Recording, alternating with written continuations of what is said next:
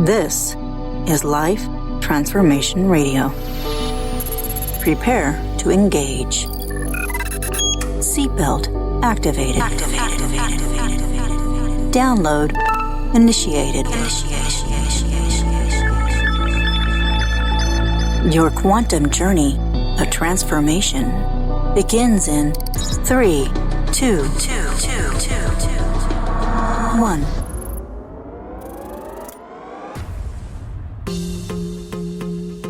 Welcome to Life Transformation Radio. Hi, I'm Rob Actis, best-selling author of The Law of Action, voice actor, business mindset coach, the podcast whisperer, and Mr. Action himself. Here at Life Transformation Radio, we are committed to share more about real life, love, the power of positivity, romance, and of course, laughter. We care about helping others find their internal drive and purpose. We celebrate life's challenges and overcoming them. On the show, my guests are amazing people, forces for good in the world around them, and they live a life of transformation. My guest today does just that. Today, Nicole Smith, Levay, and I discuss how to turn inwards and start thinking more about what tools you can use to help you take action. And I love how you say that because I am Mr. Action. So if you want to turn inwards, seek your own truths of what can help you on your journey, and know that serving others can also lead you to take action. This is the show for you. She is a professional dancer turned energy coach. She integrates somatic therapies, breathwork, and meditation into her work with folks that are struggling with anxiety and depression. Using a body-centered technique, Nicole takes a forward-thinking approach to mental health and trauma-informed care. She holds an MA in Somatic Psychology from the California Institute of Integral Studies and is a well-known workshop facilitator, having hosted wellness retreats all around the world. Since founding her practice, Power Within Healing, in 2013, she has helped hundreds of people overcome their energetic blocks in order to step into their power and live out their purpose. Nicole, welcome to Life Transformation Radio. Amazing. That was the best intro ever. I'm so excited to be here, Rob. Thank you. Oh my God, I know. And it's funny because my sister Brenna, she was saying, okay, now Nicole is very calm and really centered and don't scare her. That's what she said. And I'm like, I'm not going to scare her. I hope I didn't scare you. Did I scare you? No. Not many things scare me. It's kind of part of my work, but I also feed off of your light energy. So yeah, let's have some fun. Yeah. So, it's all about having a zest for life. And, you never know where the universe is going to take this. But I will tell you, I was mistakenly looking at news today on my phone. And it's just like, go down a rabbit hole. And then I was on TikTok and looking at stuff and I'm like, wow, there is all kinds of stuff going on. And I just decided, you know what? There is nothing I can do about any of that stuff that's happening. So I am going to just live in my bliss bubble and just radiate love and light and positivity, and we're all just going to be, we're going to be good. We are going to be good. Yeah. Yeah. It can be so easy to slip into collective spiral when you start. Yeah. I mean, the platforms are set up for us to just keep reading we clicked on one thing that was alarming or negative, and then they show us another one. So yeah, at some point you have to pause, take that holy pause and check in with your body and go, what shifted for me? And exactly what you said, what agency or power do I have in this moment to make a choice? I can't do anything about this right now. I'm going to take care of my side of the fence, do what I need to do to be, a beam of love in this world that's filled with a lot of pain, and take it from there. So it's causing a lot of stress and anxiety in the world. It is constantly being plugged in and, just the demands of our current state, working, keeping up Yeah. with that, family life. And yeah, I Shopping generally, and seeing the prices. I went to Costco yesterday and I'm like, wow. Like I get this particular cheese and I will swear not even a year ago is $4.99. That's just what it was. yeah, It's an Irish yeah. cheese. My favorite cheese. Oh my God, I love Oh, this the stuff. Kerrygold? Yes. That is like the best cheese ever. It was like $4.99 a year ago.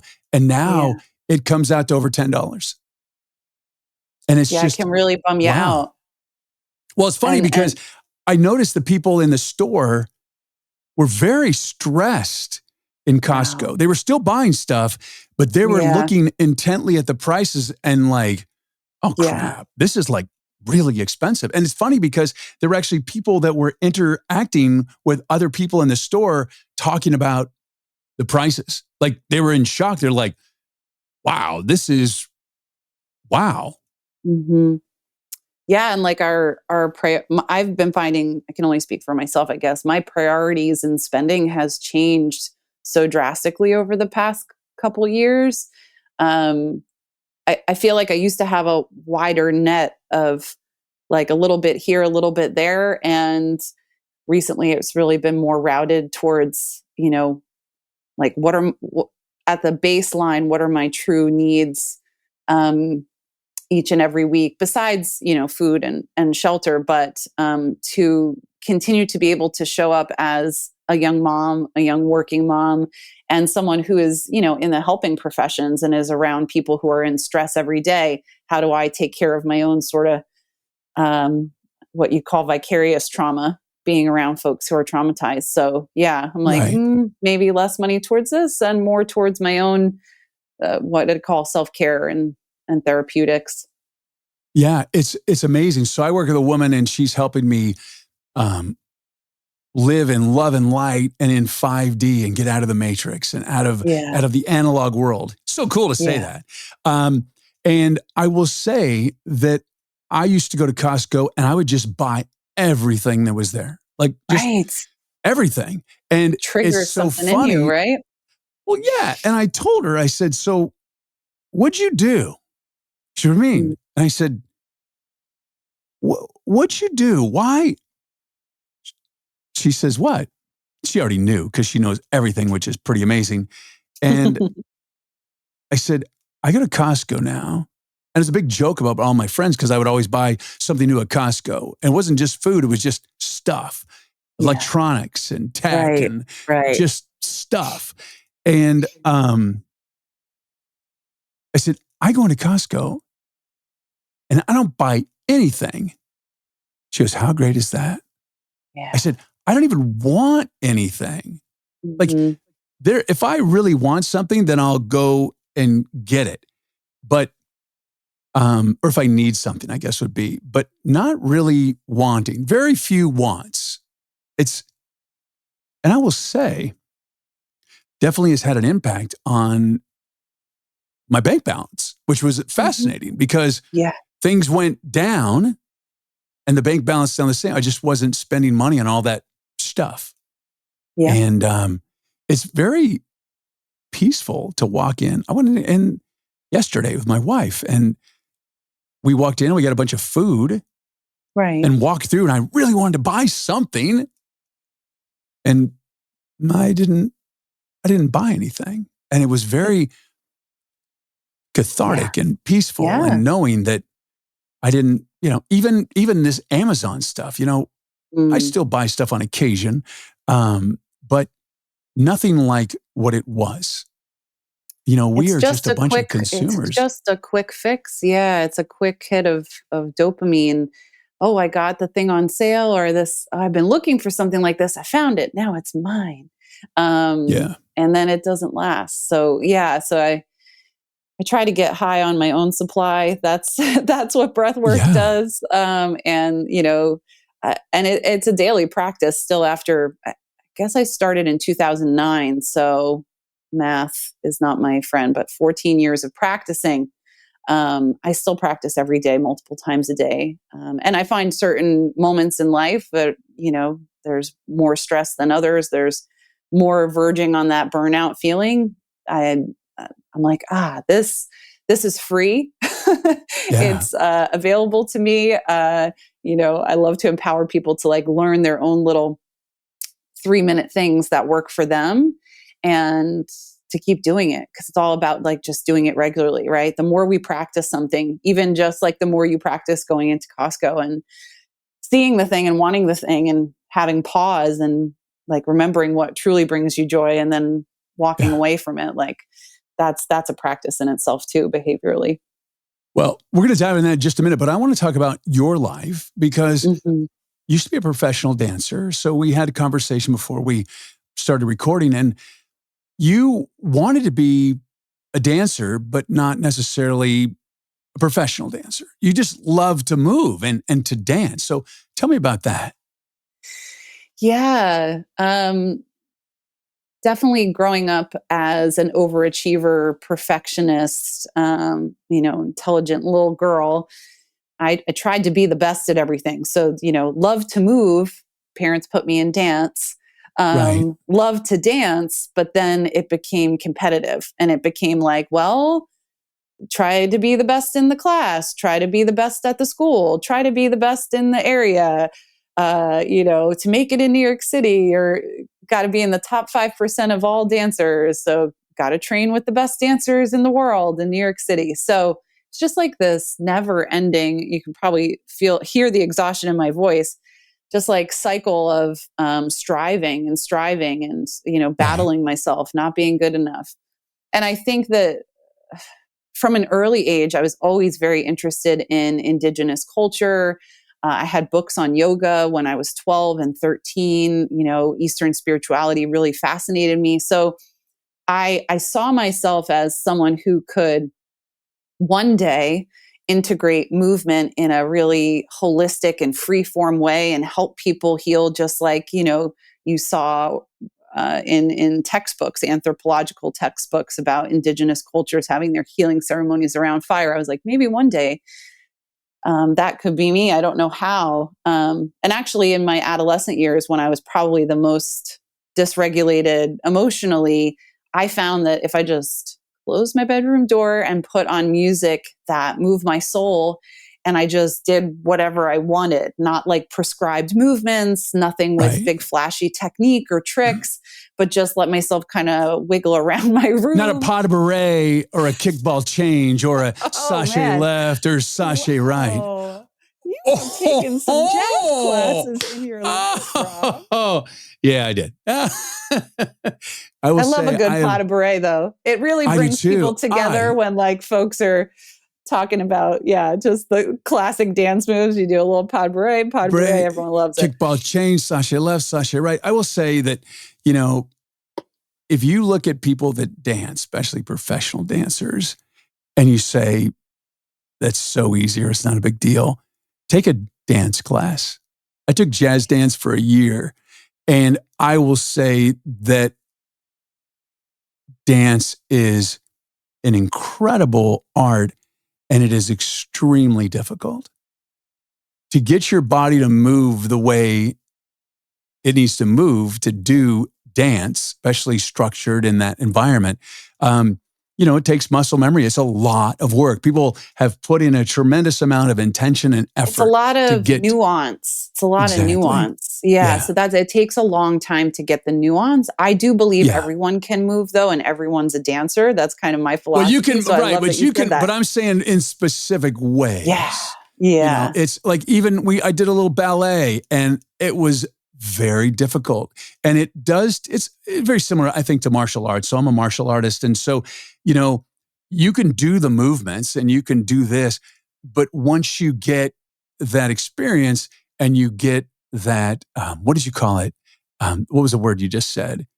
Nuance. Get the nuance. It's more fluid and flowy and precise and sharp. Yes. And the best dancers in the world do take influence from martial arts and other Eastern traditions in utilizing their breath control to regulate their energy while they're performing. So it was kind of like a perfect moment of crossover when I finally took the falling off the cliff moment in my life that we haven't talked about yet. Went from like being on stage in front of thousands of people to being stuck on a couch immobile for 2 weeks, and having my boyfriend at the time like have to help me up to like do basic things, which was very hard on my ego. I went from there, and then I just really took a deep dive into breathwork and energy healing. But what happened? You fast forward a little bit too fast. What happened? So the whole time I was striving and achieving and working really hard, I had these repetitive injuries to my spine. Oh. And, you know, when you first injure your spine in your 20s, you think chiropractor. Yeah. I'm 20, physical therapist, I'll bounce back, right? Like you see the football players on the field, like they have physical therapists with them. It's like, oh, you just tweaked it. You were stressed, you know. Right. But then it started happening every few months. My first physical therapist actually said to me, I do notice this happens when you have a stressful event coming up. So he said, you should check out meditation. So this was, probably 16 years ago before I took the deep dive.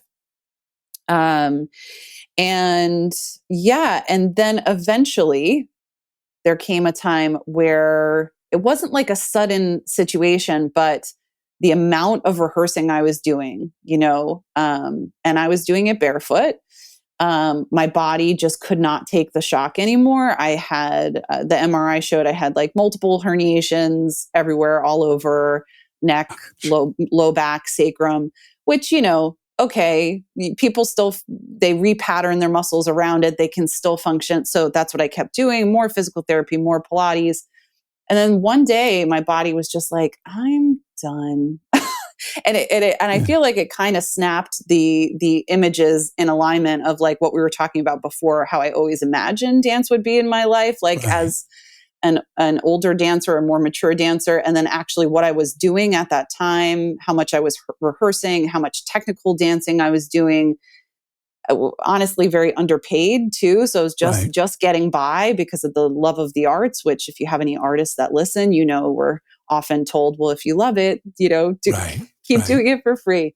And I just burned out and was immobile on the couch for 2 weeks. And then what was discovered when I got the best care, at that moment when it was like, okay, this is a true crisis, I went to Harkness Center for Dance Injuries, which is like reserved for the most famous ballerinas and everything. And they discovered that my legs are actually different lengths.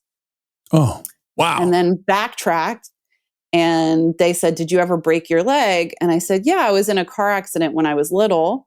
And so it turned out that because I was so little, and I guess my parents thought that through my dance training my whole life, I was actually helping my body because I wasn't that injured until I turned 18 or 19. The legs never grew to be the same length. So my right leg is actually a little over a half inch shorter than my left. And now I wear special shoes. But I was dancing like 50 hours a week at that point barefoot. And my body was just like, you need to figure this out. And that's amazing that you were being so proficient in that way, how your body accommodated, that difference. And well, it made for some really interesting choreography too.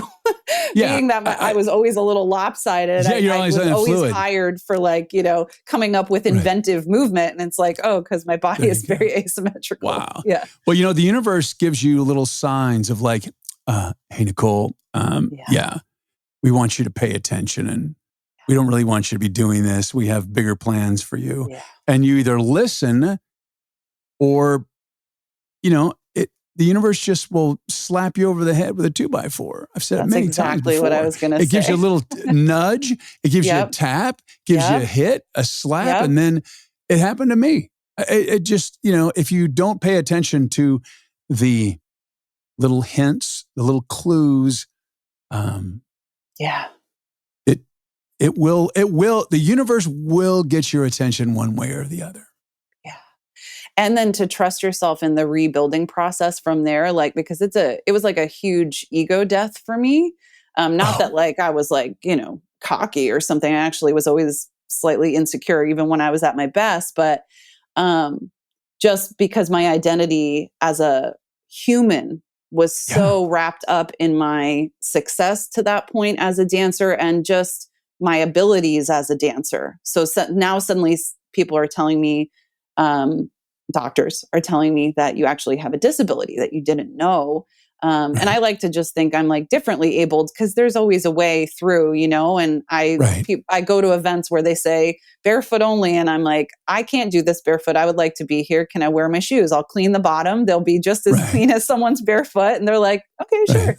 sure. So I just keep moving. But yeah, it was a process, a huge letting go, lots of crying for many months, and like, what now? What now? What I felt like I achieved this level I worked so hard for since I was 10 years old, and now what age was I at that point? I guess 28, 29. Yeah. And then it was a beautiful rebuilding, and that's kind of where I catch people now in my work is like they've suffered a huge loss or a transition, or they feel like they don't even know who they are anymore. And then I'm like, hey, these things that I did started with in that period when I could barely move my body. I really, it was very tender to rebuild from the ground up, to get those lifts back in, to go from like full physical athletic dancing to like barely doing some yoga and Pilates. But I went deep into the breath work and the meditative techniques and things that I could do when I was in stillness. And I just felt like this world opened up for me. I remembered that childhood joy and connection to free movement. I remembered, all those books I had as a kid, and what I wanted to get back into, really what I moved away from unconsciously just to get a career going. And it gave me permission. So I was very blessed to have that space to do that, and supported by, especially my boyfriend at the time, who's now my husband and the father of my child. So that's all nice and good too. Yeah. It's amazing. It's amazing how we get caught up in what we do and it becomes who we are. So Yeah. very similar path that you had took or that I had is, I had wanted to be a radio personality since I was a little kid, and I worked Wow. my life for it. Yeah. And I became a radio personality in San Diego. And with radio, you get fired. It's just part of the business. Yeah. Well, I never really thought of that. I just thought it was unfireable. And at one moment, I was, the top of my game and everything was going great. And the next minute, got called in on a Monday morning and was told that I no longer worked there. And it was devastating because Devastating. Yes. my whole being was being on the radio. So it wasn't, that's who I was. Yeah. And I can imagine the stress that it caused you with, being a dancer. And that's very, not even a job. That's almost core. It's spirit. It's a lot. And same thing with Yeah. when I went home and I was trying to figure out what was going on, a friend told me about meditation. Mm-hmm. And so I meditated, and it worked. It actually allowed me to actually get up and look at some messages that I had. A message was from a radio friend of mine who said, hey, call me. Right. And I called him, and sure enough, he said, hey, you need to be at another station. Put your demo together. Let me send it over to them. And I think they'll hire you. And that's what happened. And so, when you get calm and at peace, which is not easy to do, it's simple to do. All the noise, The static, speaking of radio, just yeah. goes away. Yes. It just like it's amazing how it's so, like, if you're new to meditation, there's a lot of noise in your brain, especially someone like me, especially people that have, ADHD or ADD. We're just always thinking and always this. And it's somewhat scary to have nothing and to be part of nothing. But I will tell you, and I think Nicole will add to this, is that it is actually more energizing to be in nothing than to be in everything. For sure.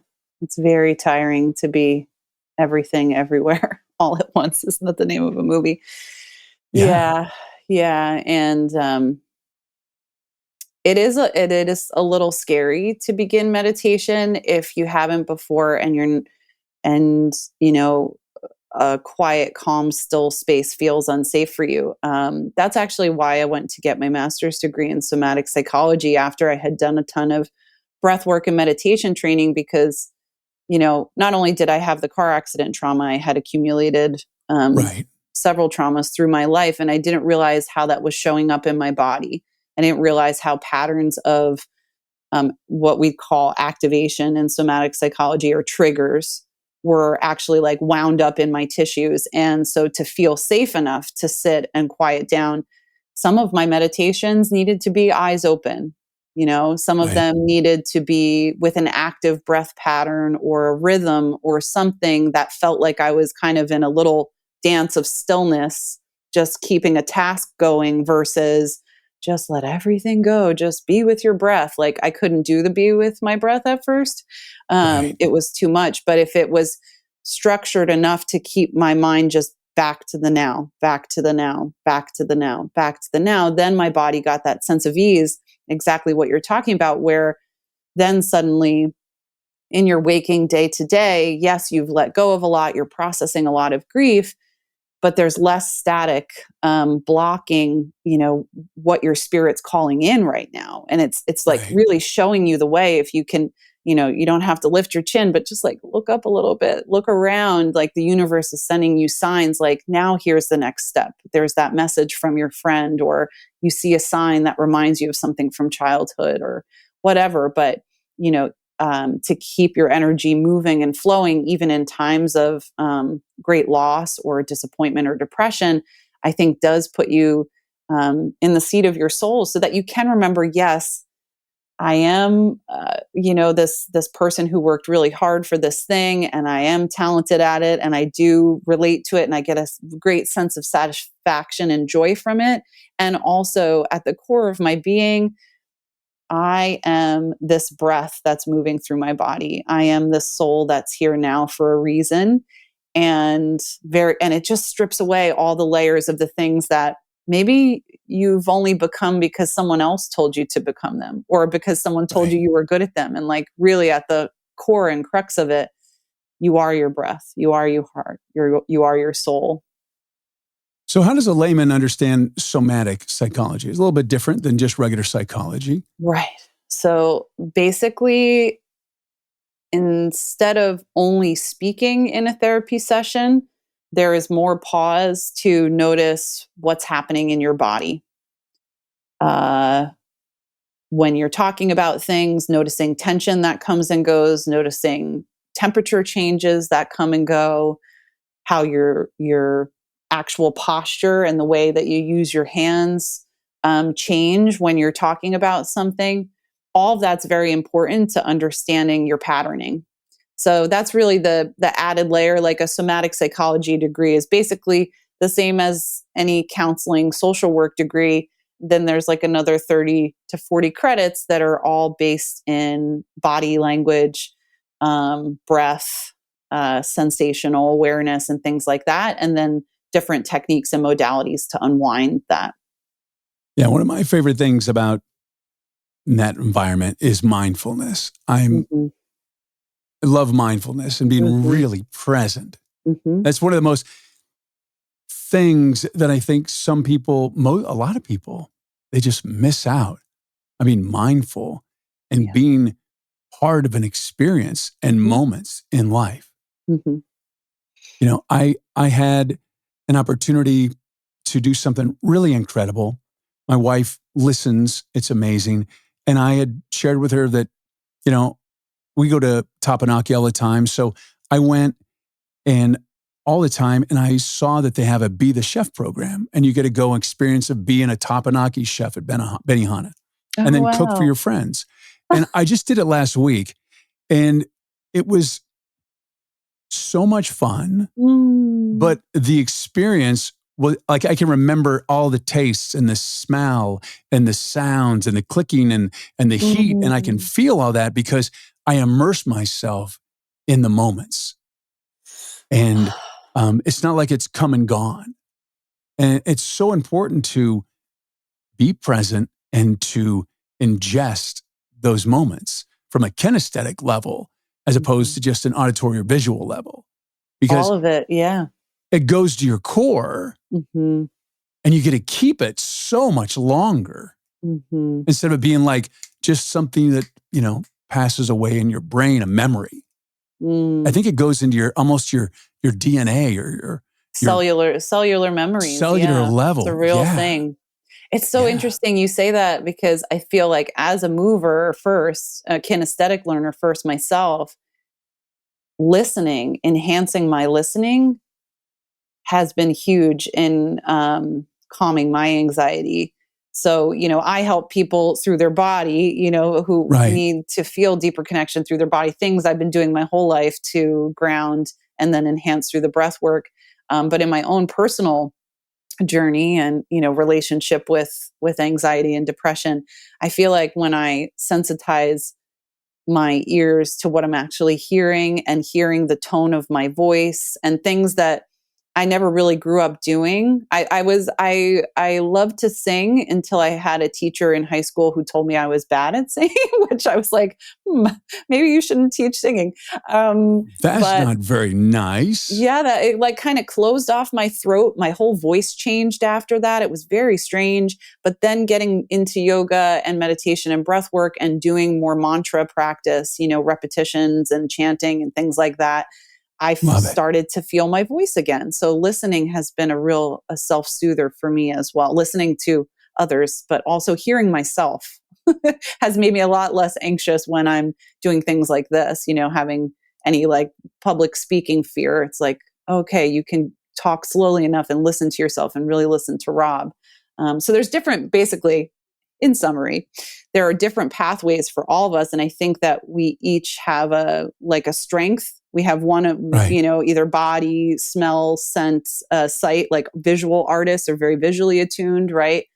And then if we can bring up our other senses to notice more of the world around us too, we'll have this bigger, more rich, holistic experience of being alive, which inherently just slows us down a little bit because we're all here for however long our ride is, right? So we better enjoy it while we're here. Yeah. So did you have the spirituality before you had your transformation from being a dancer? Or did it really just come out in force after you had your transformation from being a dancer? Yeah. When the universe said, hey, Nicole, you're not doing this anymore. Yeah. Yeah. It was a big leap of faith. And it really, like I said, I think the grieving process of letting go of something that I had worked so hard for really ignited a deeper connection. I think I was always a very compassionate and very caring person, and so my heart was very open. But as far as like seeing synchronicities in the universe and like just feeling aligned and things that are a daily practice for me now, I hadn't experienced that until I really just had to let everything go. Let go of so many relationships too, as you know, when you're a working artist, right? Like your arts family becomes like your community, it becomes everything. So it was a difficult time, but I do feel that it helps me remembering how low that rock bottom was really helps me sit with others who are in their rock bottom and not be, suffering is suffering. We're all going to have it at one time or another. It doesn't, I don't run away from others' suffering. I'm able to sit with them in it. Well, I used to live in San Diego, and it's a very butterfly-ish airy-fairy, spirituality kind of vibe. And I had a lot of friends, lived in Pacific Beach and, flotation tanks and all kinds of crazy stuff out there. And I was like open to this spiritual side. But I thought it was pretty airy-fairy. I mean, I like the women in that space. They were very, very calm and peaceful and really beautiful and full of life and energy and playful, which I thought was really, that was my jam. But man, I really tried to buy into all this stuff, and I kept an open mind, but I wasn't in the conversation.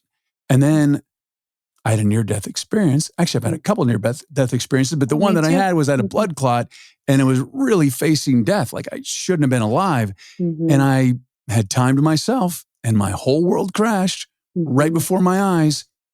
And yes, I'll be darned, man. That's why they call it spiritual awakening, right? It's like this. I had a spiritual awakening. My intuition is definitely enhanced.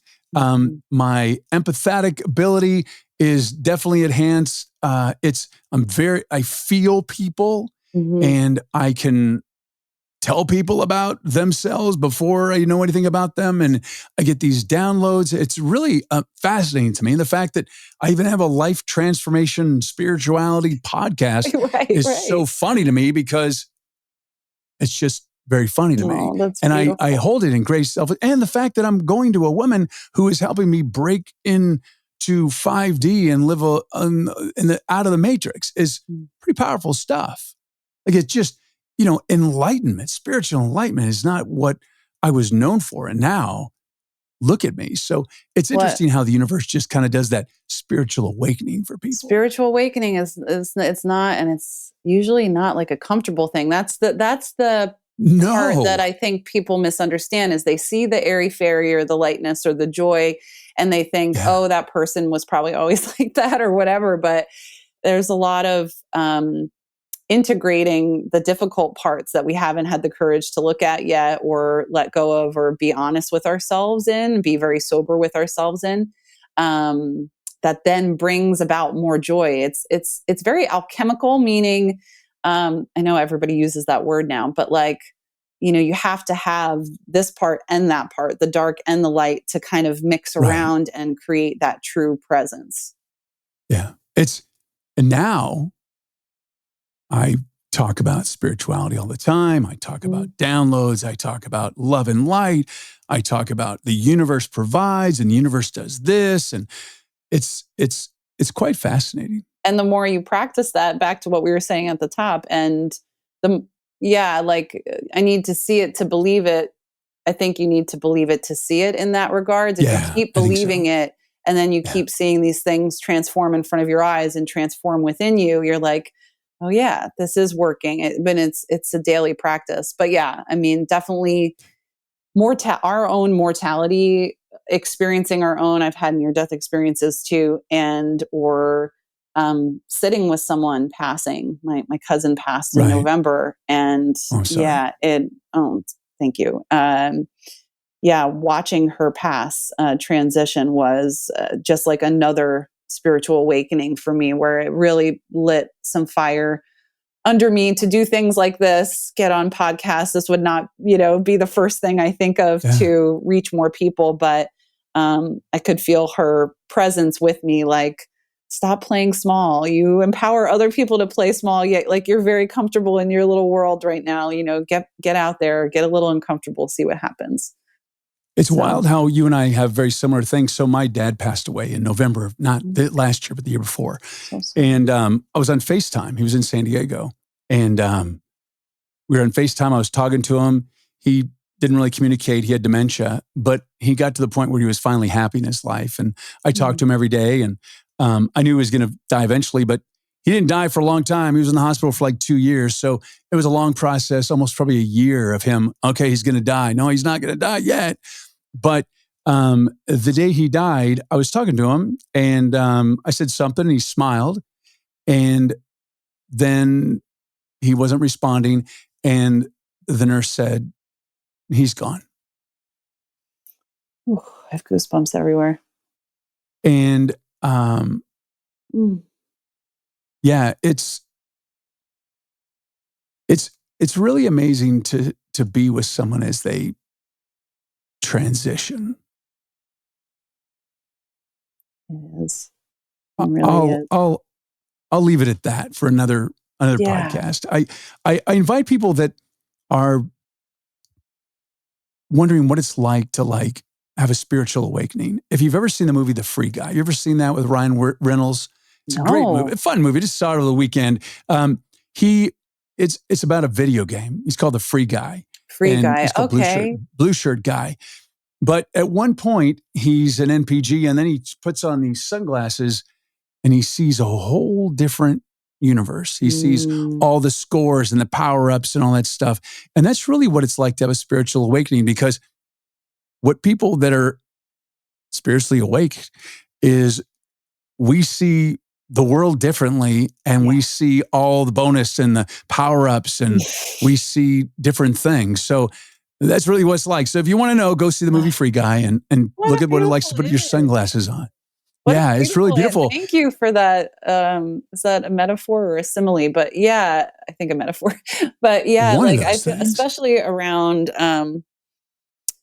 just like troubling repetitive behaviors and patterns. I work with a lot of folks who feel like they're the characters are changing, but like everybody's Right. still wearing the same costume or something. Yeah, I feel like when you've had some spiritual awakenings, yes, you still may have that old trigger arise or whatever, but when your glasses are on, your spiritual awakened glasses, and you see someone who's acting a certain way, lashing out, or, like purposely doing things that are going to cause rupture in a relationship, you see their hurt first. And, you can make better informed decisions about your next steps from there, as opposed to just like two people that are hurting one another over and over. So, yeah, I definitely. And you can go even deeper, and you can see dark energy. Yeah. And you can see the battle of the masculine and the feminine energy that's not in balance. Right. And that's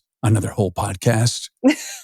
Well, there we Right go. I there. should be writing down all these ideas. So we'll I do know. a part 2 and 3. But yeah, we might have to do that. We might have to do that. So one of the things I wanted to share, because it's something that's really brought me joy, is that you're not, professional dancer. You have to have the moves and all the choreography. However, you do something that I really love to do, and it's called a static dance.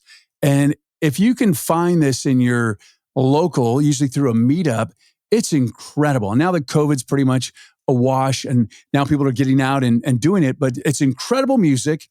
Mm-hmm. You just move and you just kind of swim on the dance floor, and you don't dance. You just move. Universe you just find your groove, and you find your groove and you go. Yeah, and it's low light. It is not. It's awesome. I love it. I love putting together the experience of it, because yes, it took me back to that, looking at those books of, indigenous rituals and thinking like, how could I ever have a part in this? And 5 rhythms has been a big interest of mine. And then ecstatic dance is like a bit more free form in that. And so, yeah, when I host transformational retreats, we usually do some Kundalini breathwork and meditation in the morning. We either do breathwork journeys in the afternoon, or maybe some other sort of like stretchy movement practice. And then at night we close with some ecstatic dance. So we're going to do that soon in Costa Rica. I'm really excited. Oh, I love Costa Rica. Ecstatic dance in Costa Rica. I'm there. Sign me up. Hey, Brenna, I'm going to Costa Rica. I don't know when, but put it on my calendar. Okay, there we go. So, Nicole, what a treat to have you today. Really. And fourth time's the charm. We've been trying to do this a while, and it just hasn't happened. But so glad to have you. For the listeners, I told Rob not to share the video because I'm like literally in mom family sick mode. My hair is back. I'm wearing a robe, but I was like, I'm coming on because the universe has bigger plans, and we're going to just enjoy each other's company and see what happens. So much fun. Hey, if you want to reach Nicole, you can reach her at thepowerwithinhealing.com. calm. I have to have you come back. We have to talk about that Kundalini breath work. That's my jam. That's all the stuff that I do. Yeah. I love all that stuff. Oh my God. I connected with you on Instagram too. I'm most active on there. So you can find me, Nicole Smith Levay, on There Instagram. And yeah, you'll see us jamming in Costa Rica. I'm sure I'll share some video and pictures. Oh man. Love. Yeah. I got to tell you, have a spiritual awakening. It is so much fun. It is so much fun Freedom. to get connected to your higher self, your higher purpose, the feel. Like to feel is just amazing. Yes, to feel, to enjoy the moments that we're here alive more fully. So yes, thank you so much for having me, Rob. This was really fun. It was a blast. Thanks, Nicole, for being here. I really appreciate it.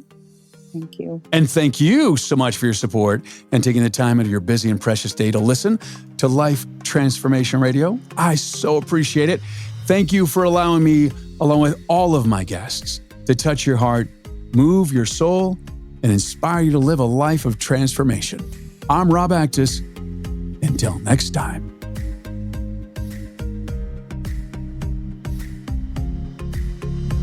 This is Life Transformation Radio. Download complete.